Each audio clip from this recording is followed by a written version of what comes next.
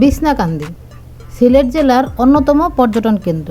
লাবিব মম ডায়েরির আজকের পর্বে থাকছে বিছনাকান্দি যাওয়ার উপায়, বিছনাকান্দি গেলে আর কি দেখতে পাবেন, কোথায় থাকবেন, কি খাবেন এবং ভ্রমণে আপনাদের খরচ কেমন হবে, সব তথ্য সহ পরিপূর্ণ ভ্রমণ নির্দেশনা।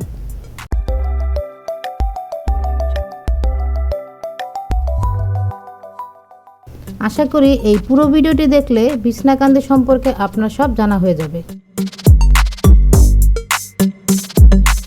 বর্ষাকালে বিছনাকান্দি ভ্রমণের আদর্শ সময়, তবে বর্ষাকাল ছাড়াও যে কোনো সময় বিছনাকান্দি ভ্রমণ করা যায়। বিছনাকান্দি সিলেটের গোয়াইনঘাট উপজেলার রুস্তমপুর ইউনিয়নে অবস্থিত।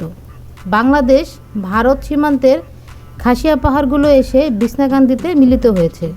সেই সাথে মেঘালয় পাহাড়ের খাদে থাকা সুউচ্চ ঝর্ণা বিছনাকান্দির প্রকৃতিকে দিয়েছে ভিন্ন মাত্রা। পর্যটকদের কাছে বিছনাকান্দির মূল আকর্ষণ হচ্ছে পাথরের উপর দিয়ে বয়ে চলা স্বচ্ছ পানি আর পাহাড়ে পাহাড়ে শুভ্র মেঘের উড়াউড়ি। বর্ষাকালে বিছনাকান্দির প্রচুর পানি থাকার কারণে প্রকৃতির সৌন্দর্য দেখতে পাওয়া যায়।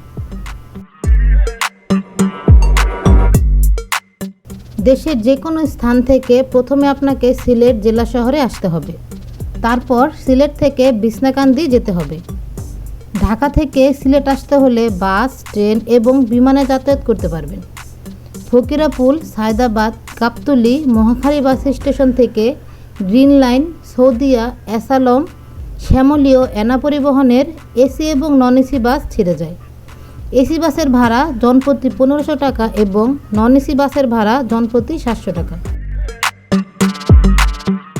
সিলেট থেকে বিছনাকান্দি যেতে হলে আম্বরখানা সিএনজি স্টেশন থেকে সিএনজি ভাড়া করে হাদারপাড় নামক জায়গায় যেতে হবে। ভাড়া পড়বে জনপ্রতি 150 টাকা থেকে 180 টাকা। আপনারা লোক সংখ্যা বেশি হলে সারাদিনের জন্য সিএনজি রিজার্ভ করে নিতে পারেন। সেক্ষেত্রে সারাদিনের জন্য ভাড়া পড়বে 1500 টাকা থেকে 2000 টাকা। হাদারপাড় এসে নৌকা ভাড়া করে নৌকায় চড়ে বিছনাকান্দি মেন পয়েন্টে যেতে পারবেন। বর্ষাকালে যদি বিছনাকান্দি ভ্রমণে যান তাহলে একই সাথে পান্থমাই ঝর্ণা দেখে আসতে পারবেন। সেই অনুযায়ী নৌকার মাঝির সাথে কথা বলে ভাড়া মিটিয়ে নেবেন। পান্থমাই সহ নৌকা ভাড়া নিলে আপনার নৌকা ভাড়া পড়বে 2000 টাকা থেকে 2200 টাকা। আর যদি শুধু বিছনাকান্দি ভ্রমণে যান তাহলে নৌকা ভাড়া পড়বে 800 টাকা থেকে 1000 টাকা। শুষ্ক মৌসুমে পানি কম থাকায় আপনারা চাইলে হাদারপাড় থেকে পায়ে হেঁটে অথবা মোটরসাইকেলে চড়ে বিছনাকান্দি যেতে পারবেন। ভাড়া পড়বে জনপ্রতি 50 টাকা থেকে 60 টাকা। কোথায় থাকবেন তা চিন্তা না করে থাকার জন্য সিলেট শহরকে বেছে নিতে পারেন। আপনাদের সামর্থ্য অনুযায়ী অনেক কম টাকায় 500 থেকে 1000 টাকার মধ্যে মানসম্মত হোটেল পেয়ে যাবেন।